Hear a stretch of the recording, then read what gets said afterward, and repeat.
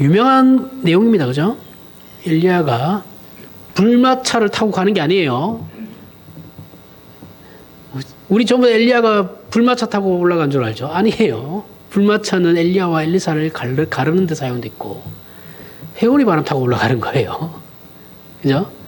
이거 불마차 타 이거 노래도 있어요. 그 주일학교에. 그죠? 잘못된 거예요. 그거 아니에요. 왜 가사를 갖다 그따위로 이상하게. 불마차 타고 올라간 게 아닙니다. 회오리 바람 타고 올라간 거예요. 불마차는 두 사람을 갈라놓은 거예요. 아니, 문장이 이렇게 있는데 그걸 이상하게 그렇게 적은. 하여튼, 너무 대충 만드는 겁니다. 그렇게 승천하고 이제 그의 후계자 엘리사가 그 사역을 이어봤죠. 그래서 이제 열왕기 하에서는 이제 엘리사가 위대한 선지자로 등장하고 엘리야는 이제 막을 내립니다. 엘리야의 생애는 크게 갈멜산 전투와 죽지 않고 승천한, 그죠? 우리가 죽어서 우리의 영혼이 천당으로 가면, 하늘로 가면, 우리가 볼 수 있는 분이 3명 있어요. 누구 볼 수 있어요? 예수 그리스도 볼 수 있고, 우리 눈으로 볼 수 있는 사람. 엘리야 볼 수 있고, 에녹 볼 수 있어요. 그 3사람밖에 못 봐요. 나머지는 영이기 때문에 몰라요. 모습이 보이지 않습니다. 그냥 인지는 가능한데, 이것도 이제 가봐야 아는 거예요. 근데 이제 조직 신학자들이 이제 추측하기로는, 영혼에 아마 이 영혼이 있구나라는 그런 인지 정도는 가능하지만, 그 모습이나 이런 건 전혀 보이지 않습니다. 하나님이 눈에 보이지 않아요. 하나님은 영이시기 때문에. 하나님 봤다는 사람들 다 거짓말이에요. 하나님이 어떻게 보여요? 말도 안 되는 소리 하고 있어요. 그 구약에서 아브라함에게 찾아온 사람들은 하나님이 아니고 천사들이에요. 천사들이 하나님을 대신해서 온 겁니다. 하나님이라 생각하면 안 됩니다. 자, 그리고 하나님 보면 죽는다 그랬죠. 그렇죠? 하나님 볼 수도 없어요. 그래서 이제 우리는 엘리야 하면 생각하는 건 2개밖에 없어요. 이 회오리 바람 타고 올라간 거랑 갈멜산 전투에서 이겨가지고 이제 이방 선지자들을 다 죽인 거. 그 2개밖에 생각이 안 해요. 그래가지고 사실은 우리가 생각하는 성경이 말하는 것보다 굉장한 과대 해석이 되어 있는 게 엘리야입니다. 우리가 알고 있는 건 그래요. 너무 과장되어 있어요. 물론 그의 사역이 중요하지 않았던 건 아닙니다. 그의 생애와 사역은 매우 중요합니다. 의미심장하고 굉장한 메시지를 주고 있죠. 하지만 그에 대한 오늘날 우리 신자들의 과대평가는 사실 성경이 말하려고 하는 것에서 따온 그 과대평가가 아니고 고평가된 것이 아니고 지극히 세상적 관점에서 바라봤을 때 엘리야는 대단하다. 기적을 많이 일으키고 그 세상적 관점에서 과대평가를 하고 있는 거예요.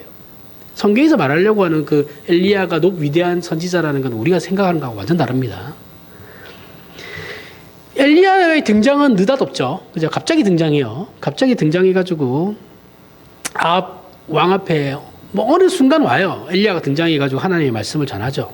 그 가뭄이 있을 거라고 얘기를 하고 예언을 하고 자신은 정작 그렇게 예언해놓고 그리 시냇가로 도망가죠. 도망가서 숨어요. 죽을까봐. 그 시내가 마릅니다. 그래서 사르밧 가부의 집으로 다시 도망갑니다. 그래서 거기서 이제 사르밧 가부의 집에 기적을 일으키고 그 죽은 아이를 다시 살리고 이런 일들을 하죠. 그리고 갈멜산 전투에서 큰 승리를 얻는데 다시 이세벨에게 쫓겨가지고 호렙산까지 또 도망갑니다. 그죠? 바뀐 건 하나도 없어요. 그래가지고 하나님께 답답하니까 자기도 답답하니까 얼마나 답답했겠어요. 하나님께 불만을 토라고 그냥 나 죽여달라고. 나 이렇게는 못 살겠다고. 떼를 쓰죠. 그러다 하나님께서 조용히 하고 됐고 다시 저쪽으로 보냅니다. 다시 다른 데로 보내가지고 그래 네 고생했다. 그럼 네 이제 여기서 사회 끝내고 후계자를 뽑아. 저기 가면 엘리사라는 애 있다. 걔한테 가서 네 사역을 이어주고 저기 예훈가한테 가서 기름 부어주고 이제 걔가 이제 북이스라엘 왕 될 거야. 그 2개만 해. 이렇게 하고 이제 그 엘리사를 찾아가서 후계자를 삼고 그 뒤에 이제 자기 잡으러 온 그 병사들 50명 있죠. 50부장하고 50명. 두 번 하늘에서 불 내려가지고 불살라 버리고. 그리고 이제 승천하는 겁니다. 네? 어떤 면에서 엘리야는 자신의 생애와 사명에 만족하지 못했죠. 그죠? 만족하지 못했으니까 하나님께 투덜투덜했겠죠. 그렇게. 그는 갈멜산 전투 이후에 자기의 생각과는 전혀 다른 현실, 자기는 그렇게 큰 승리를 이끌고 난 뒤에 빗속을 마차와 같은 속도로 뛰어갔거든요. 사마리아까지, 갈멜산에서부터. 초인적인 힘이잖아요. 그죠? 그 뛰어갔단 말이에요. 마차하고 같은 속도로 뛰어갔어요. 아비탄 마차와.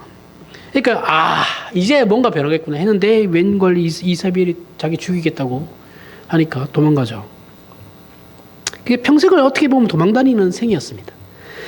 그래서 대부분의 인생이 이 사람은 그랬어요. 그 위대한 일을 일으킨 건 엘리야의 전생에 엘리야가 몇 살까지 살았는지는 모르겠지만 이 몇 가지 제가 말한 거 몇 가지죠. 이게 뭐 50살까지만 살았다 해도 50년 동안 한 게 그 몇 가지예요.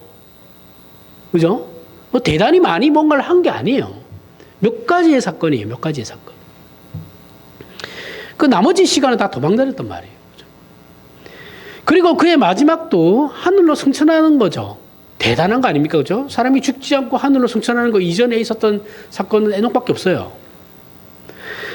대단한 일인데 그리고 승천을 받는다라는 건 뭐예요? 하나님으로부터 굉장한 인정을 받았다라는 거잖아요. 그래, 너는 죄, 삭시, 사망인데 너에게는 내가 그걸 묻지 않을게 라고 하시고 살리신 거잖아요. 살려서 데리고 가신 거잖아요. 여러분, 이게 사람은 죽을 수밖에 없어요. 죄를 가지고 있기 때문에. 하나님께서 그 엘리야의 원죄를 없애버리신 거예요. 이때 예수 그리스도가 없죠, 아직. 그죠? 잘 생각하셔야 돼요. 이 부분에 대해서도. 엘리야에게 죽음을 허락하시지 않고 데리고 가신 거예요. 살려서. 그럼 엘리야에게는 어쨌든 그 죄라는 것을 묻지 않겠다라는 거거든요. 하나님이. 대단하죠. 대단한 인정이죠. 대단한 인정이고 좋았는데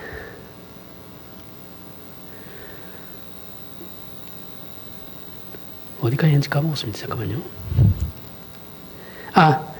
대장 그렇게 생각할 수 있어요. 맞아요. 그것도 맞는 사실이고 그렇게 생각할 수도 있습니다. 그런데 따지고 보면 잘 생각해 보세요. 따지고 보면 그의 생애를 다 살지 못한 거예요. 그죠? 죽지 않고 중간에 하나님이 데리고 가신 거잖아요. 그러면 엘리야가 원래는 죽고 삶을 마무리하고 사역을 마무리해야 되는 건데 엘리야를 하나님께서 중간에 데려가셨다는 건 나쁘게 얘기하면 약간만 뺐다가기 보면 시끄러워 죽겠네 이 새끼 데리고 가야겠다 하고 그냥 중간 퇴장시켜버린 거예요. 그렇죠? 그렇게 생각할 수도 있는 거죠.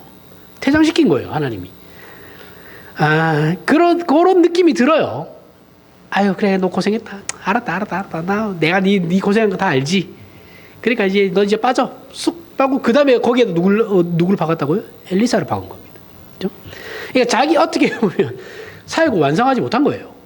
완성하지 못한 상태에서 하나님이 그냥 중간에 퇴장시켜 버리신 겁니다. 그래서 오늘 본문 아래 14절에 엘리사가 엘리야의 몸에서 떨어진 그의 겉옷을 가지고 그죠?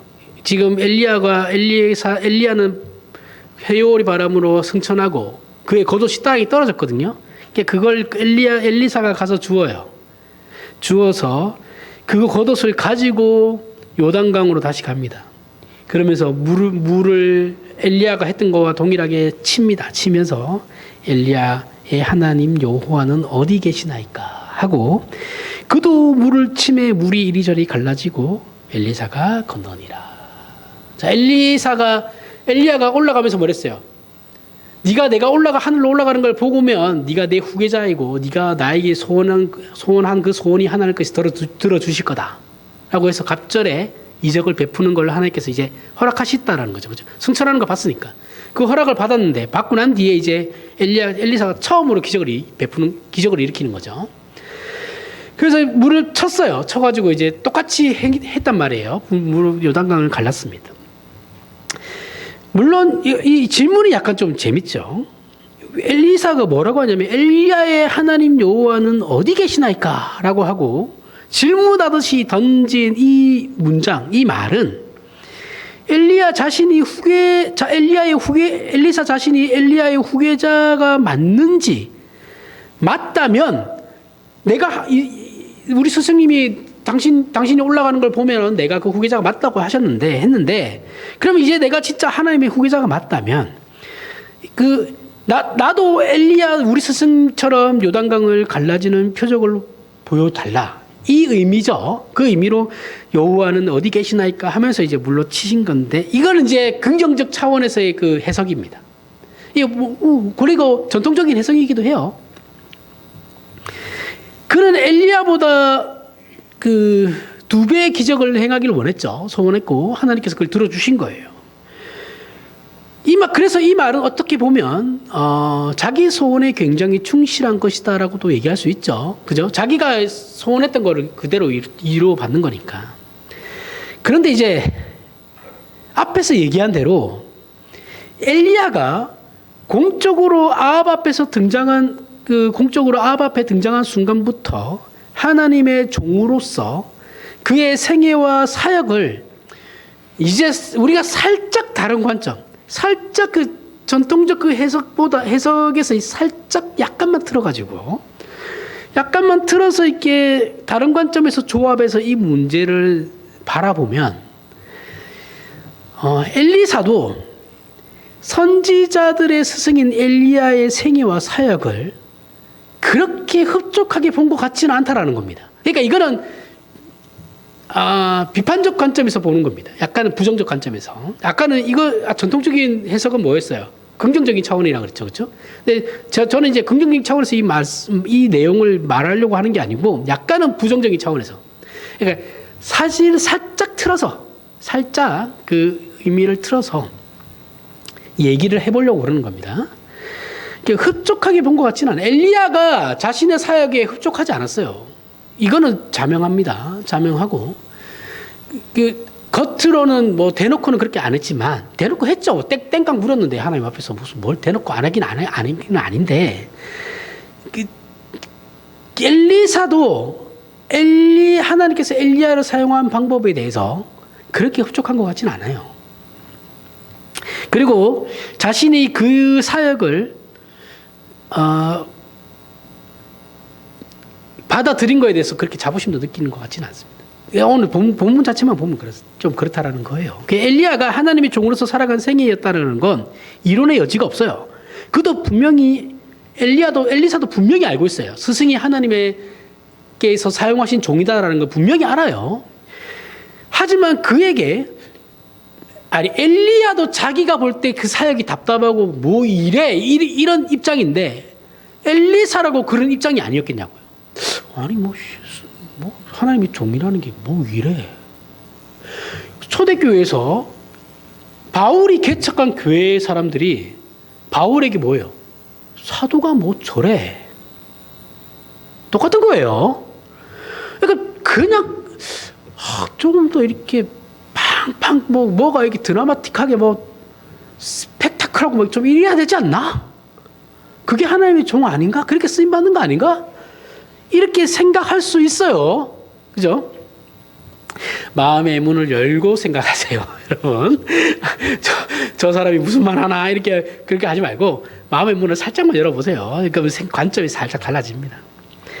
전통적 해석이 틀렸다라는 게 아니에요. 그걸 받아들이고 그런 것도 있는데 이런 부분도 한번 생각해 보셔야 됩니다라고 얘기하고 싶은 거예요.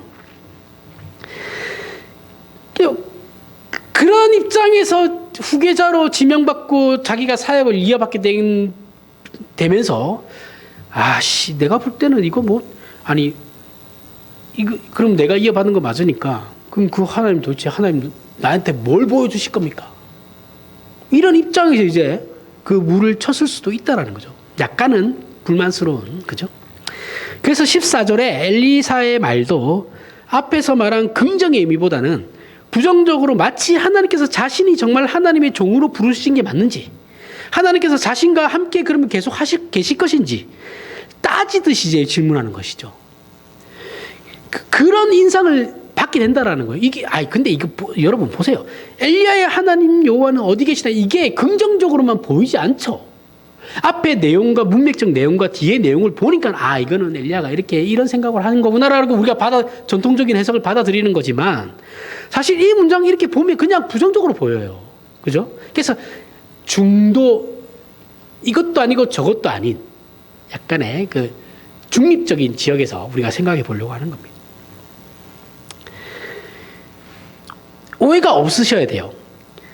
이렇게 제가 뺐다가게 지금 바라보려고 한다고 해서 이렇게 엘리야와 엘리사의 그 사역들에 대해서 약간 뺐다간 관점에서 본다고 해서 그들의 사역을 평가절하하려는 건 절대 아닙니다. 아니에요.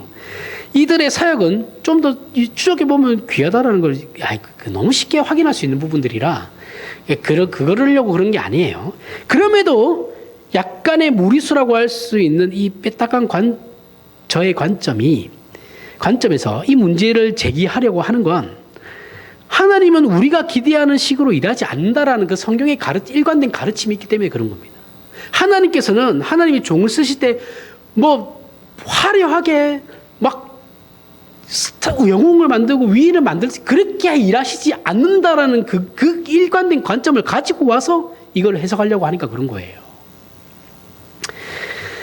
성경은 하나님의 종으로 살고 하나님의 사람으로 산다고 해서 개인의 삶이 평안하거나 만족스럽거나 또는 그러기 위해 현실을 변화시킬 수 있다는 약속을 일단 하지 않아요. 그죠? 엘리야가 하나님의 사람이라고 해서 엘리야의 삶이 평안하고 풍족하고 만족스럽고 그의 현실이 짝짝짝짝 변하고 안 그랬죠. 그죠? 힘들었어요. 엘리야의 그 사역은 죽을 때 그 하늘로 불림 올라갈 때까지 고단한 삶이었습니다. 이 엘리사도 마찬가지. 그러니까 엘리사가 볼 때 대단하지 않은 거예요. 별거 없네. 그죠? 오늘날 같이 큰 목회하면 잘 먹고 잘 살 그런 게 아니에요.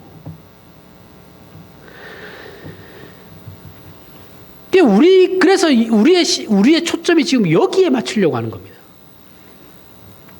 우리는 모두 엘리야와 같은 인생을 살거든요. 물론 우리는 아무도 그렇게 생각하는 사람은 없어요.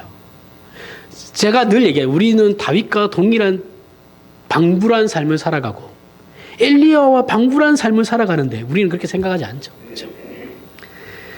엘리사도 엘리야와 같은 삶을 살아가요. 그죠? 근데 믿음의 후손입니다. 이 말은 동시에 그 인생들은 고단한 인생이다라는 거예요. 엘리야와 방불한 삶을 살고 다윗과 방불한 삶을 살았다라는 건 인생이 쉽지 않다라는 거예요. 그죠?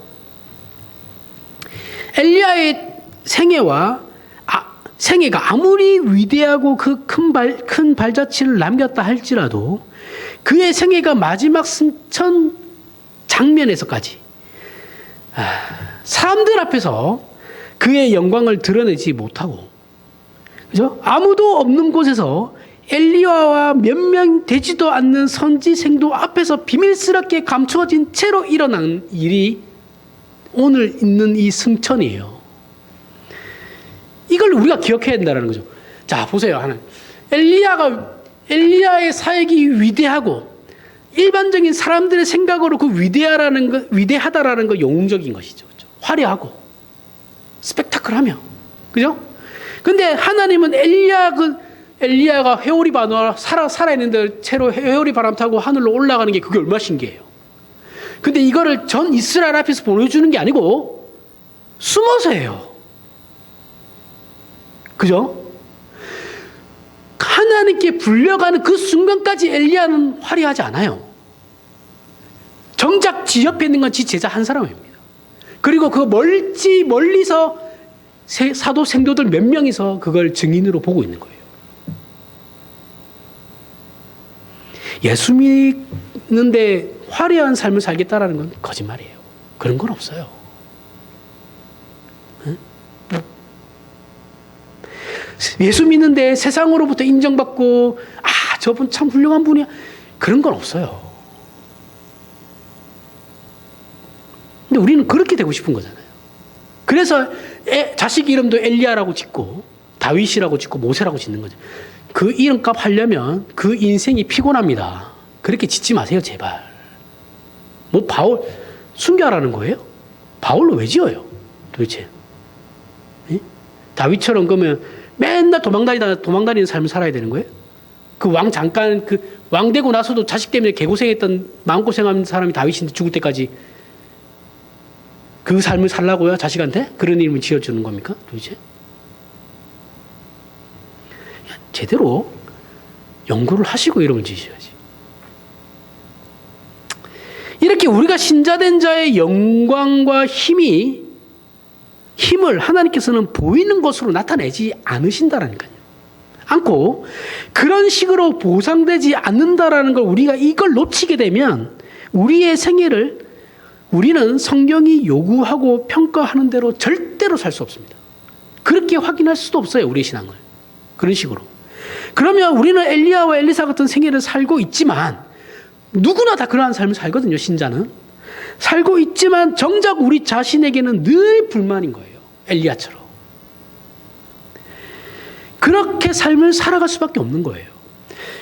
오늘 이 문제를 이제 본문을 통해서 우리가 더 깊게 좀 생각해 보려고 합니다. 데살로니가전서 1장 2절에서부터 5절에 자, 우리가 너희 모두로 말미암아 항상 하나님께 감사하며 기도할 때에 너희를 기억함은 너희의 믿음의 역사와 사랑의 수고와 우리 주 예수 그리스도에 대한 소망의 인내를 우리 하나님 아버지 앞에서 끊임없이 기억함이니 하나님의 사랑하심을 받은 형제들아 너희를 택하심을 아노라. 이는 우리 복음이 너희에게 말로만 이런 것이 아니라 또한 능력과 성령과 큰 확신으로 된 것임이니라.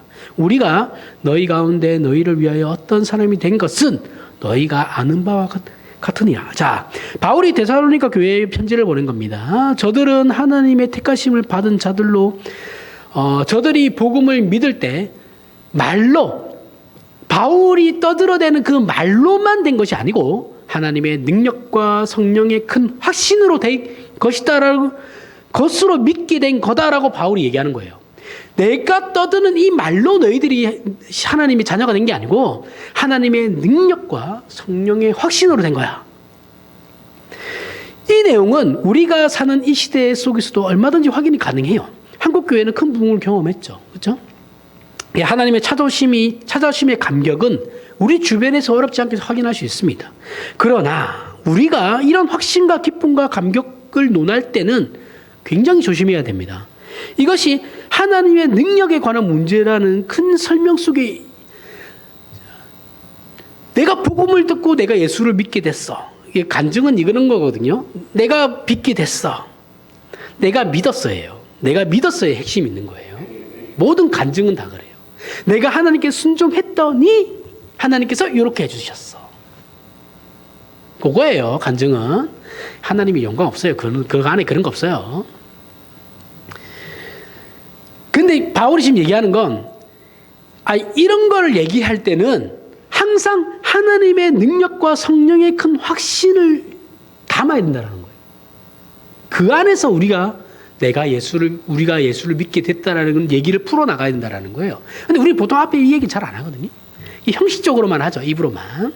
근데 그렇지 않다는 거죠. 그러니까 이것을 말과 바울은 지금 대비되는 또 다른 특징이라는 거예요. 말로만 그런 것이 아니라 말로만 되는 것이 아니고 능력으로 주어진 것이다라는 말 속에는 그것이 우리 인간이 확인하는 방법이나 설명으로는 그렇게 납득되는 게 아니고 내가 너희들에게 말을 해서 내가 성경 말씀을 전했다고 해서 그렇다고 해서 너희가 거기에 설득된 게 아니라 너희의 지식으로 상식으로 너희 자신을 설득시킨 것이 아니고 하나님의 찾아오심이 있다라는 거예요. 하나님의 찾아오심과 그 능력과 개입과 간섭이라는 심적 신비와 권능에 의해서 너희가 믿게 된 거야. 그 얘기입니다. 엘리야와 엘리사를 얘기하다가 왜 갑자기 하나님이 큰 권능에 대해서 임하셨냐 그걸 얘기하느냐 하면 이게 동떨어지게 보일 수도 있지만 이게 굉장히 연속성이 있는 거예요. 이게 어떤 연속성이냐면 엘리야와 엘리사의 생애는 쉽게 생각하면 큰 역사와 큰 사명의 생애이고 그래서 영광되고 놀라운 권세의 자리일 수 있어요. 하지만 여기서 조금 더 정신 차리고 생각해 보면 엘리야와 엘리사의 생애는 우리의 생각과는 다르게 영광스럽지 않고 의심스러우며 보잘것없어 보일 수 있다라는 겁니다. 그건 당사자가 그렇게 느낄 수도 있고 주변에서 그렇게 느낄 수도 있어요. 당사자는 엘리야 자체가 그렇게 느끼고 있었고 주변에서 그렇게 느낄 수도 있는 거는 엘리사가 그렇게 느낄 수 있는 거죠. 그죠? 그럼 마지막에 엘리야가 승천하는 모습마저도 무대 위가 아니 하나님께서는 무대 위에서 일으킨 것이 아니고 무대 뒤편 저 뒤편에서 감춰진 채로 엘리사를 승천시켰다라는 사실에서 이 사실을 우리에게 이해시키려고 노력한다라는 겁니다. 그래서 하나님의 권능으로 우리가 복을 받고 구원을 얻었다는 말 속에는 말로만 그런 것이 아니라 우리의 이해와 납득, 선택과 감격과 기쁨이 근거가 되는 것이 아니고 그거 아니고 더 근본적이고 우선하는 원인이 뭐냐? 우리가 예수를 믿게 된 건 내가 저 목사의 설교를 듣고 예수를 믿게 돼서 회심해서 예수를 믿게 돼서 하면 그 목사를 막 그렇게 하는 게 아니고 하나님께서 그 말씀을 통해 나에게 찾아오셨다라는 거예요. 하나님이 우선돼야 된다는 거예요. 그 말씀을 이해한 내가 아니고 그 하나님, 그 말씀을 통해서 나를 찾아오신 그 하나님으로 인해 우리가 복을 받고 구원을 받게 됐다라는 걸 이거는 전부입니다. 그냥 기독교 신앙에서. 근데 우리 이거 항상 잊어요. 안 잊은 것 같죠. 말하는 거 보면 다 빠져요. 이 내용은. 물론 이것이 우리에게 확신과 기쁨으로 나타나기도 하죠. 하지만 여기서 바울은 말과 능력을 대비시킴으로써 그것이 꼭 확신과 기쁨까지는 가지 않을 수도 있다는 거예요. 내가 예수를 모태 신앙들은 뭐 급격하게 신앙이 막 이렇게 되지 않아요. 잘 없어요. 저는 있는데 그런 경험이 있기 때문에 그렇지만 주변에 보면은 그냥 잔잔합니다. 그죠? 잔잔해서 언제 자기가 예수 믿었는지를 몰라요. 그죠? 어느 순간 보니까 믿고 있는 거예요. 어렸을 때는 안 믿어요. 안 믿겨요. 안 믿다가 엄마가 가라고 하니까 안 가면 때리니까 맞으니까 가는 거예요. 가다가 좀 크면 안 갑니다. 그죠? 잘 안 갈라 그래요. 저 같은 경우도 500원 헌금, 그때 당시에 이제 헌금 500원 주셨는데 500원 가지고 하면 맨날 오락실 가서 오락하고 있었거든요. 그러다가 잡혀가지고 맞고 그랬어요. 그러다가 어느 순간 보니, 저는 이제 그 경험이 있어서 그 계기가 있었는데 제 친구도 보면 그러면서도 어느 순간에 보면 계속 교회 다녀요. 그죠? 물론 안 다니는 애들도 있습니다. 결국은 다닐 거예요. 그 확신과 기쁨이라는 것이 없을 수 있어요. 그죠? 경험이라는 게 없을 수 있습니다. 그게 내가 신자냐 아니냐를 구별할 수 없다라는 거예요. 그런 걸로. 이게 뭐가 그렇게 중요하냐면 우리가 스스로를 생각해 보면 그 중요성을 알 수 있죠. 우리가 주일 아침에 교회당에 오는 사람, 우리 여러분들 다 지금 주일 아침 맞이해가지고 내일부터 명절인데 우리나라 명절인데 바빠 죽겠는데도 오잖아요. 교회당에 올 때 진짜 내 영혼이 오늘도 갈급합니다. 하나님 말씀으로 채워주십시오. 이러면서 오는 사람 없습니다. 그죠? 잘 없어요. 어쩌다 한 번이에요. 어쩌다 한 번이고 그 사람도 매주 그러는 건 아니에요. 그죠? 습관적으로 오는 겁니다. 그 사모함은 그 마음을 가지고 오는 사람 없습니다. 따지고 보면 오지 않을 이유가 더 많죠. 이것도 해야 되고 저것도, 특히 예배당 가려고 딱 하면 일이 많이 생겨요. 그죠? 이게 누구나 다 그렇습니다. 그럼에도 불구하고 정신 딱 차리고 보면 예배당에 앉아 있어요. 예배하는 자신을 바라보죠. 이게 신기한 겁니다. 그죠? 물론 습관이라든가 최소한의 신앙이다라는 말을 여기다 갖다 붙일 수 있지만 잘 생각해 보면 이게 사실 신비한 일이에요. 오늘 식으로 얘기하면 우리가 하나님께서 우리를 찾아오셔서 우리를 붙잡은 바 되었기 때문에 그런 겁니다. 오늘 식으로 얘기하면. 그런데 우리는 이걸 중요하게 생각하지 않죠. 그죠? 내가 오늘도 습관적으로 예배당에 갔지. 그래. 오늘도 습관적으로 갔지. 습관적으로 앉아 있었지. 그러면서 졸았지. 졸았지만 설교 내용은 또 다 기억해. 은혜 받으면서 잔다고 내 친구들이 항상 하는 말이. 제 친구들이. 야, 그만 자 이러면 은혜 받으면서 자고 있어. 꿀잠이야. 이러면서 막 하거든요. 또 물어보면 또 내용은 다 알아요, 또. 이것도 희한하죠. 하여튼, 근데 우리는 크게 생각하지 않는단 말이죠. 그렇죠? 뭐 장난삼아 그렇게 하는 건데. 우리는 하나님의 찾아오심이라는 게 우리에게 납득이 되고 우리 마음의 확신과 기쁨이 되면 그 능력이 만족으로 오죠. 그죠? 내가 예수를 믿는데 내 마음에 아무런 기쁨도 없고 만족감도 없고 그러면 나는 아직 신앙인이 아닌 것 같은 거야. 근데 만족스럽고 어느 순간에 보니까 만족스럽고 감사하고 능력, 기쁨이 넘치고 이러면 이게 능력으로 다가오는 거예요. 그죠? 역시 하나님 살아계시구나. 이렇게 되는데 그렇지 않으면 아무리 하나님께서 우리를 붙잡고 있다고 얘기해도 안 들어요. 하나님은 저 멀리 계시고 나를 왠지 내버려 두시고 있는 것 같은 느낌. 광야 한가운데 나를 던져놓고 나보고 알아서 저쪽으로 가라고 그러시는 것 같고, 응? 그러면서 그럼 가라고 하실 거면은 뭐 낙타라도 주시든지 낙타도 안 주고, 응? 팔다리는 다 자르는 거 오히려 다 잘라가지고 아무것도 못하게 해놓고 나보고 가라고 막 그런 식으로 이제 불안과 불만을 토로한단 말이죠. 엘리야와 엘리사는 정말 중요하고 훌륭한 하나님의 종입니다. 이거는 사실이에요. 하지만 그 당사자들이 그 훌륭함을 불만스럽게 생각할 수도 있고 세상적 관점에서는 더 확실하게 저들은 위대한 생애를 산 것으로 보이지는 않는다라는 것이죠. 목사가 사역할 때 늘 기쁘지 않아요. 아니 목사님이나 돼가지고 사역을 하고 이렇게 하면 기뻐야지. 기쁘게 해야 되는 거 아닙니까? 목사도 사람이에요. 안 기뻐요. 하나님이 하라니까 그냥 억지로 하는 걸 때도 있어요. 마찬가지예요. 엘리야라고 사람 엘리야도 사람입니다. 이 성격도 개파개요, 둘 다. 엘리야 둘 다 성격 개차반이거든요. 안 좋아요. 성격도 진짜 나빠요, 둘 다. 오늘날 있는 사람들이 목사했다 그러면은 교인들 다 떠날걸요? 엘리야만 봐도 늘 목숨의 위협을 받고 살아요. 도망자 신세예요. 숨어서 지냈고 쫓겨다니며 기적을 베풀어도 알아주는 사람 아무도 없습니다. 사르밧 과부. 그죠? 애 엄마. 그 과부 엄마. 한 사람 말고 엘리사. 자기 제자. 누가 알아줘요?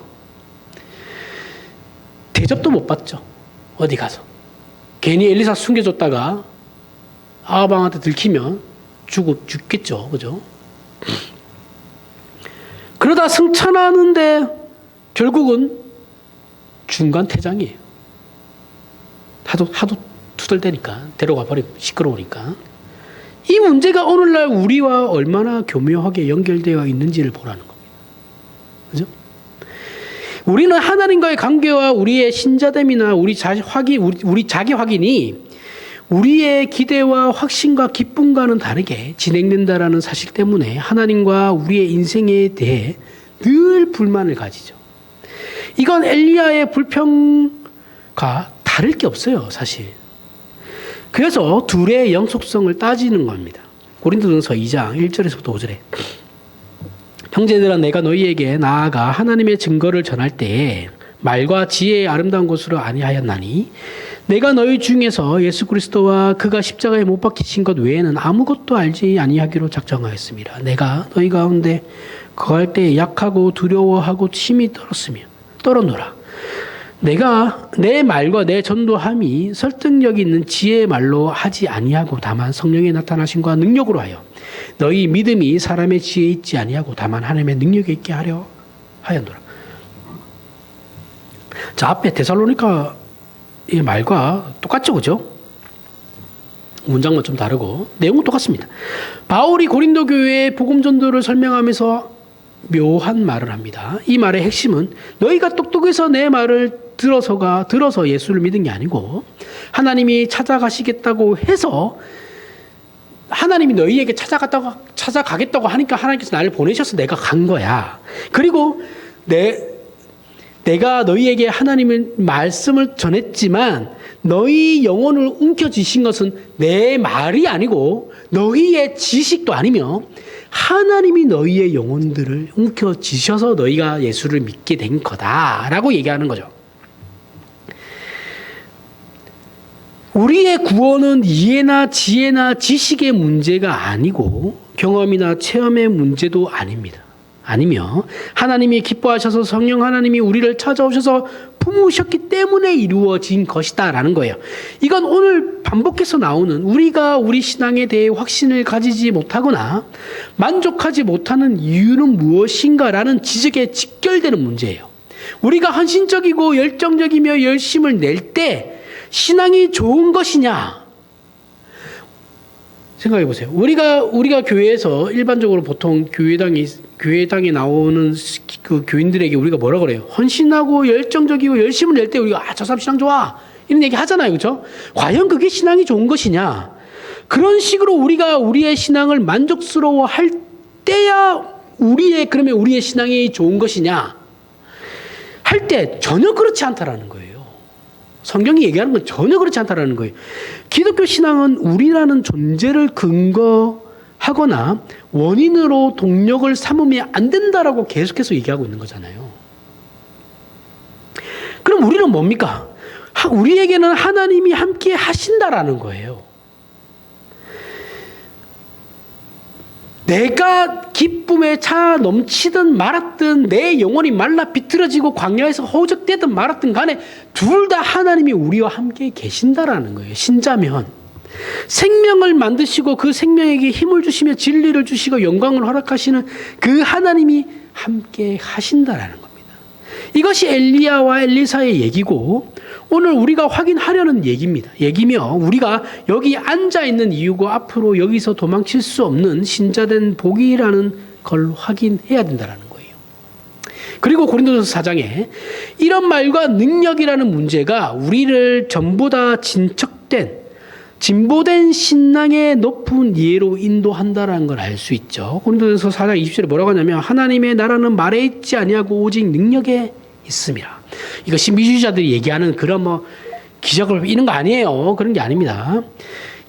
고린도교의 교인들은 자신들이 똑똑해서 구원을 얻었다고 잘난 척하면서 믿음에 대해 아무 말 대잔치를 해대고 있으니까 바울이 열받아가지고 예수 믿는 건 설명하는 것이 실력이 아니고 하나님의 자녀다워야 하는 문제인 거야 라고 얘기하는 겁니다.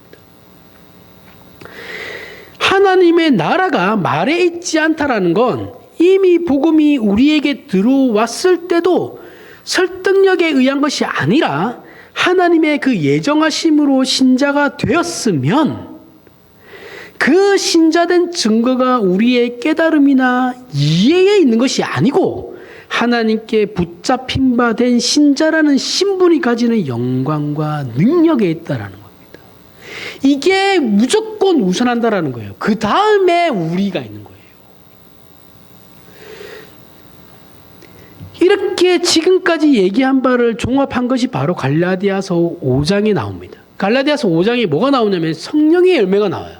이 모든 것을 종합해 보면 결국은 그러면 하나님 내가 잘나서 내가 어떤 이해력이 많아서 지식이 많아서 예수를 믿은 것이 아니고 저 목사가 설득력이 좋아서 말빨이 좋아서 설교를 잘해서 예수를 믿은 것도 아니에요.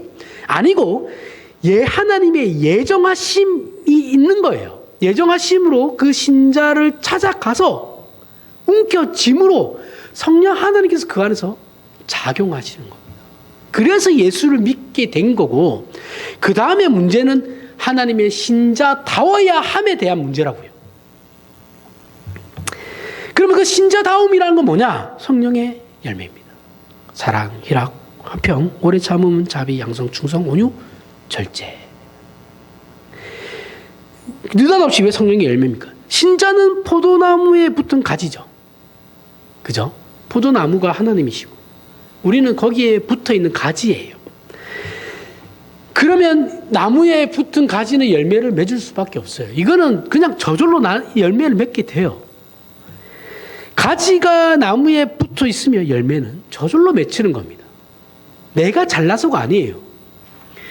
우리는 포도에 붙은 가지입니다. 가지가 자기 의지로 포도나무에 붙을 수 없어요. 가지는 포도나무로부터 자라는 거죠. 그죠? 나무가 가지를 붙잡고 있는 거예요. 이 얘기를 하는 거예요. 그래서 신자라면 당연하고 분명하게 성령의 열매, 즉 사랑, 희락, 화평, 오래 참음, 자비, 양성, 온유, 충성, 온유, 절제를 맺게 됩니다.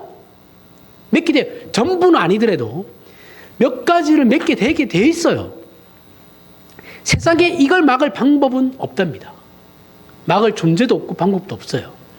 그런데 문제는 이 열매들은 특히 우리 현대 사회를 살아가는 그 신자들에게 있어서는 기능적으로나 실용적으로는 아무런 가치가 없게 느껴진다라는 거죠.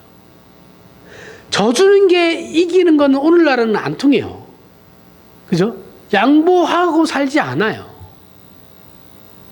사랑하지 않고 화평하지 않아요. 늘 쫓기죠. 현대인들의 특징은 늘 쫓기는 거죠. 그렇죠? 오래 참지 않습니다. 교회 안에서 뭐 조그마한 분량하면 누가 무슨 말 실수한 거 가지고 교회가 두 쪼가리가 나요. 두 쪼가리만 하면 다행이죠. 충성 없어요. 누가 그 교회 공동체에 충성하는 사람 누가 있어요? 조금만 자기 마음에 안 들면 다 옮겨가잖아요. 절제하지 않습니다. 지금 시대는 절제하는 시대가 아니죠. 자기를 어필하는 시대잖아요. 그렇죠? 오히려 자기를 드러내야 돼요. 다르죠. 완전 달라요. 온유하지 않습니다. 사람들은 온유하지 않아요. 조그만 거 가지고 대판 싸워요. 그죠? 별것도 아닌 거 가지고. 근데 문제는, 그래서 오늘날 우리 신자이면서 이 우리는 신자이면서도, 기독교 신자이면서도 이 열매를 굉장히 과소평가합니다. 정작 해야 할 일은 이건데, 이건 안 해요. 안 하고 뭘 하느냐? 봉사를 해요. 그건 쉽거든요. 몸으로 때우면 되니까. 내 시간을 허비해서 몸으로 때우면 되는 거니까. 내 마음을 쓸 필요가 없는, 여기 있는 거 지금 성령의 열매는 다 내 마음을 써야 되는 거죠. 그렇죠? 마음이 힘든 거예요. 제가 저번에도 얘기했죠. 세상에서 제일 쉬운 건 돈으로 해결할 수 있는 거예요.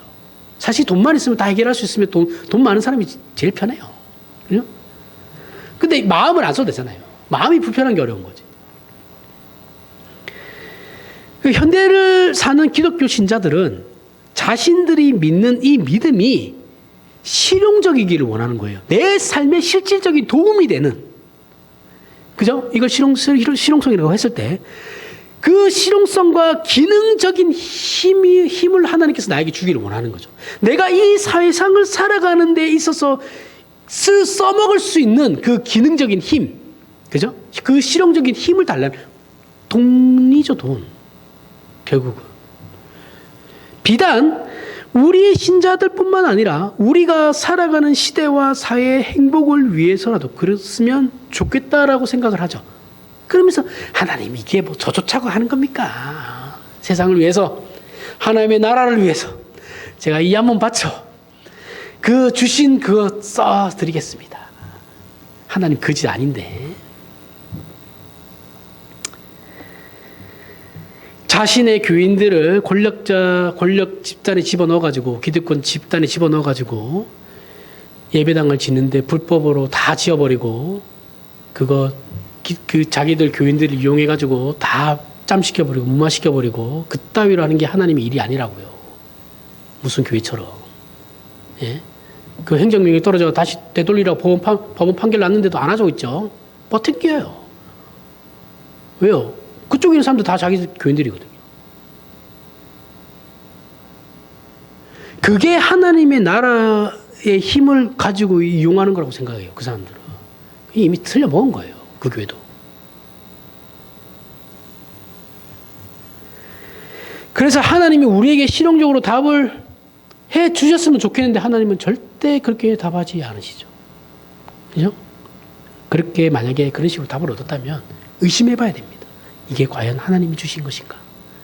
아니면 사탄이 나를 가지고 장난하려고 하는 건가? 그 정도 분별력도 없으면 곤란하죠, 진짜. 하지만 성경은 성령의 열매 외에는 반드시 기억하십시오. 아무것도 약속하지 않습니다. 성경이 신자에게 약속하는 건 성령의 9가지 열매예요. 9가지 아니죠. 성령의 열매예요. 그냥 이건 통으로 하나니까. 그 외에는 약속하는 게 없어요. 뭘 약속해요? 부를 약속하는 건가? 성공을 약속해요? 안 해요, 그런 거. 자녀가 잘 되는 걸 약속해요? 아니요. 그런 거 없어요. 우리에게 주어진 건 그냥 주어진 복은 성령의 열매예요. 그게 답니다. 그리고 구원 얻은 거. 사랑, 희락, 화평, 오래 참음, 자비, 양성, 충성, 온유, 절제는 환경을 바꾸지 않아요. 우리의 환경을 바꿔주지 않아요. 조건을 바꾸는 것도 아닙니다.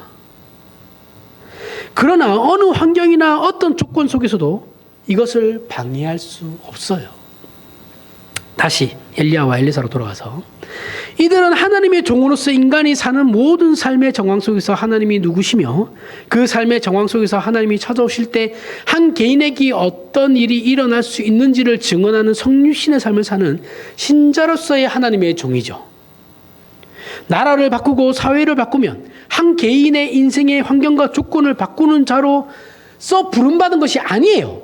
아니고 삶의 질곡 속에서 하나님과 함께 있는 자가 가지는 세상이 만들어내지 못하는 진정한 행복과 부요함과 참다운 영광을 누리는 것으로 하나님이 누구시냐와 신자가 된다라는 게 무엇이냐를 나타내는 종으로서 부름을 받은 거예요. 모든 종은, 모든 신자는 다 이걸 위해서 부름받는 겁니다. 나라를 바꾸겠습니다. 안 바뀌어요. 해봐요. 안 바뀌어요. 죽었다 깨어나도 안 바뀝니다. 이 세상은.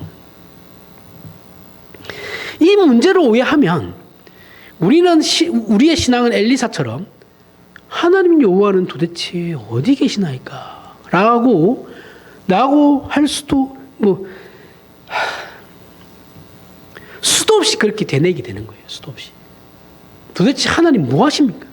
나라가 이 모양이 꼬라지고 아니 저 동성애 법을 통과시킨다는데 하나님 도대체 뭐 하고 계세요? 왜 가만히 계시죠? 그러면 유럽은 그 다 이미 통과됐거든요. 그럼 유럽 기독교는 그러면 뭐 하나님이 안 계신 거예요? 예, 그거 웃기잖아요. 유럽에도 오면 지금 기독교가 저희 칼빈주의 개혁파 신학교가 그 신학을 추구하는 교회들 다 있어요. 그럼 거기는 하나님이 없어서 그러면 거기는 동성애 그게 다 통과되는 거예요? 세상은 안 바뀐다니까요. 거기에 에너지를 쓰지 말고 나 같으면 저 같으면 교회 공동체가 그걸 어떻게 그러면 우리는 그러한 사회에서 어떻게 살아갈 것인가에 대해 에너지를 쏟을 것 같거든요. 저 같으면 그게 더 지혜롭지 않을까요? 세상은 안 바뀌어요. 그냥 그렇게 흘러가게 되어 있어요. 어차피 망할 거니까. 그 망하는 세상 물리적으로 계속 그런 식으로 막는다고 해서 그게 막아지냐고요. 한계가 있다고요. 거기에는 한계가 있습니다. 분명히.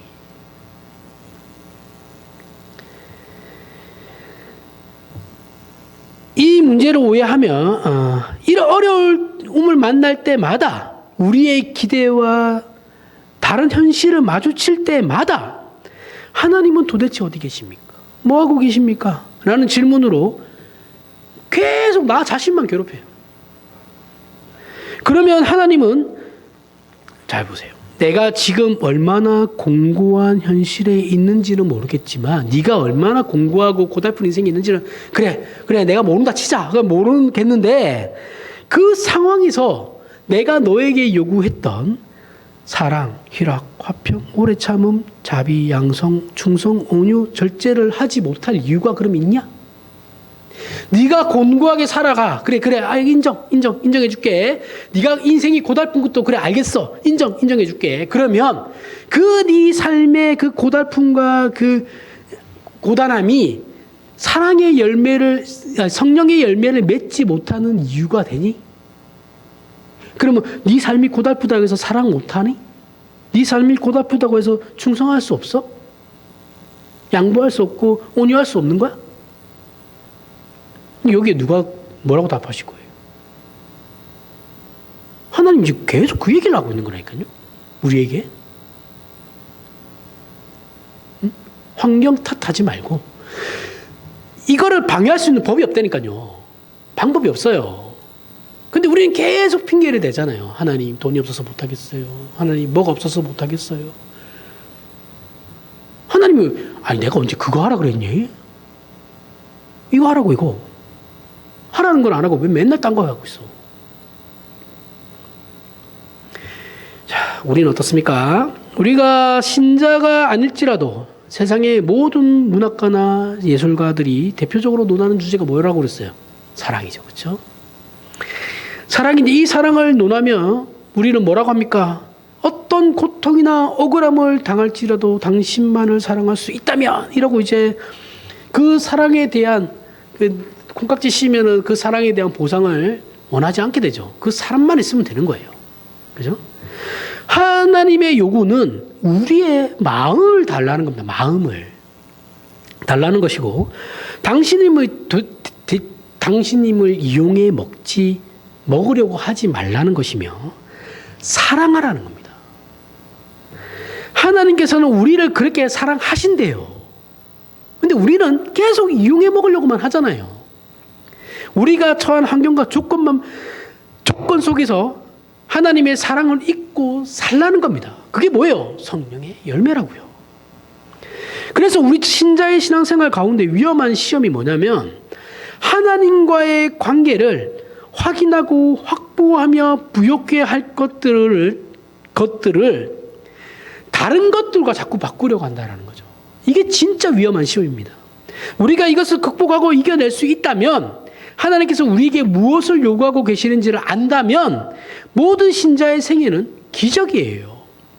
그분의 자녀로 성육신의 삶을 사는 겁니다. 우리가 있는 곳에 하나님이 함께 하시고 우리가 당하는 일은 하나님이 예수 안에서 찾아오신 사랑과 공일로 당하게 하시는 일이라는 것을 알게 돼요.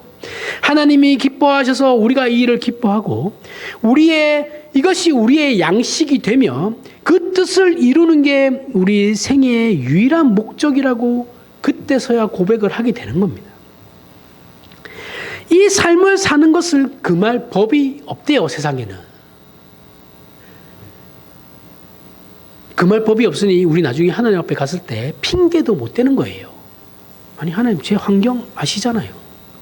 근데 내가 그러니까 그게 그래 너 알아 안 되니까 아는데 그걸 네가 성령의 열매를 못 맺을 이유가 되냐고. 네가 돈이 없다고 사랑을 공동체 안에서나 세상에서 사랑을 못할 이유가 있니? 사랑을 돈으로 하는 게 아니잖아. 네 마음을 써야 되는 거지.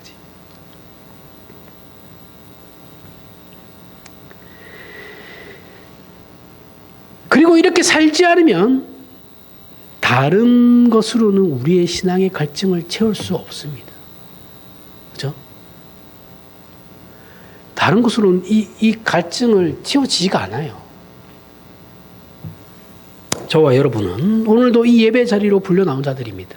그러니 우리를 주장하시고 능력으로 찾아오시는 분이 누구신지를 오늘 말씀을 통해 분명하고 바르게 다시 한번 확인하시길 바랍니다. 그리고 우리의 생애는 세상 사람들이 보고도 모르는 엘리야나 엘리사와 같은 생애이지만 따지고 보면 가장 귀한 하나님의 종이고 신자로서의 삶이라는 것도 다시 한번 확인하시길 바랍니다. 그래서 저와 여러분이 지금 서 있는 그곳에서 하나님의 영광과 복주심이 드러나고 결국은 우리로 인해 만나는 모든 사람이 하나님을 만나는 기적의 생애임을 확인하여 이 영광된 삶을 빼앗기지 않는 귀한 오늘이 되길 바랍니다. 기도하겠습니다.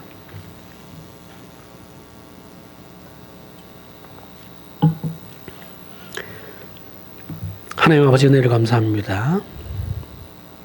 하나님의 하나님 되심이 보잘것없는 우리와 우리의 생애를 통하여 이웃을 찾아가며 증거된다는 사실을 오늘 말씀을 통해 확인했습니다.